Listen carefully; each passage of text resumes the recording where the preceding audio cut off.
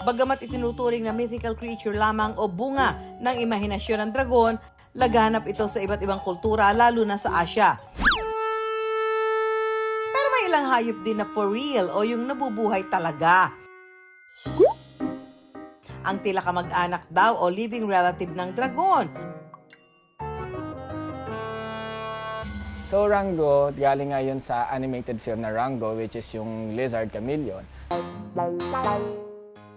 Aminin mo na AD, bet na pet mo si Rango.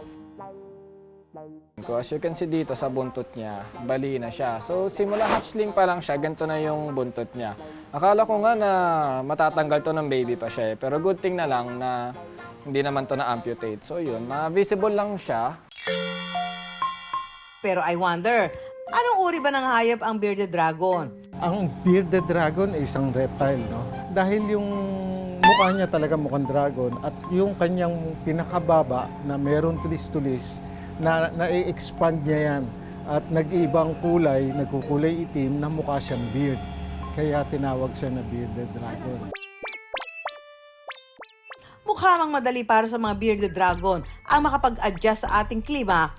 Ayon sa mga eksperto, Ang mga bearded dragon nakikita yan sa medyo tuyo at tuyong lugar ng Australia at ng New Guinea. So hindi siya doon sa lugar na maulan na environment. Gusto niya mas tuyo. kung galing pang Australia si Rango, paano ito nakarating sa bayan ni Juan? Nakuha ko si Rango, nagkaroon ako last year lang, 2025. Nakuha ko siya sa friend noong event sa Pet Expo. Pinangalan ko din sa kanya Rango. Kwento ni AD, inaabot na mahigit sa 300 pesos ang nagagastos niya sa pag-aalaga ng ganitong pet kada buwan. Kailangan tutukan din ang pagkain nito. Sobrang takaw nito ni Rango, as in kaya niyang ubusin lahat yung superworms na naandyan. Ang natural food nila sa wild is mga vegetables at mga insects. So yun, pag nakakita yung bearded dragon ko ng let's say superworms or ipis, talagang kinakain nila kaagad. Pagdating sa kanilang bahay sa Cavite, ang madalas sumalubong kay AD, tila isang flying creature naman. Ang cute at super likot na sugar glider. So nanonood ako na YouTube, nakita ko sugar glider. So yun, sabi ko parang gusto ko mag-alaga noon. So yun, nakita ko noon sa Facebook pero nag-post na nagte-trade sila ng sugar gliders. I wonder bakit tinawag na sugar glider ang hayop na ito. Dahil yung sweet tooth nila, napakahilig nila ng matatamis. And bakit naman glider? Itong glider is para siyang, kung alam mo yung papel na eroplano, nag-glide siya o nagpapadaus-dus doon sa hangin. Ang unang pares na nakuha ni AD kapalit ng isang cellphone, 10 pirasong sugar gliders na. Pero wag daw pakakampante sa tila inosente nitong itsura. Isa sa mga challenges ng pag-aalaga ng sugar glider is yung pagtitame sa kanila. Kasi sugar gliders can be aggressive, lalo na kung di pa sila sanay sa tao.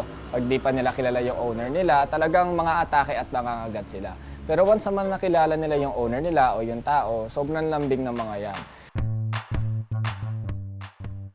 Yan, ang isang sugar glider, tumatagal sila ng 15 years in captivity pag naalagaan natin ng maigi. Pero pag nasa wild naman, umaabot sila ng up to 20 years or mahigit pa.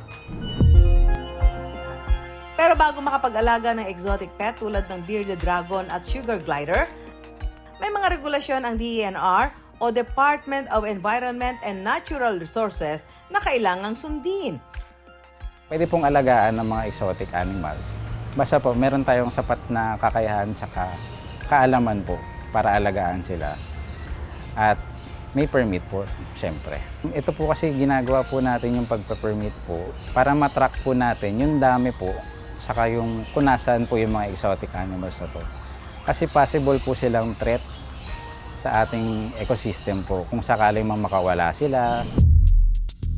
Mula sa tila gumagapang na lagim ng tarantula hanggang sa nakakatusok na hedgehog, nakahahanap daw ng kakaibang inspirasyon si AD sa kanyang mga exotic pet.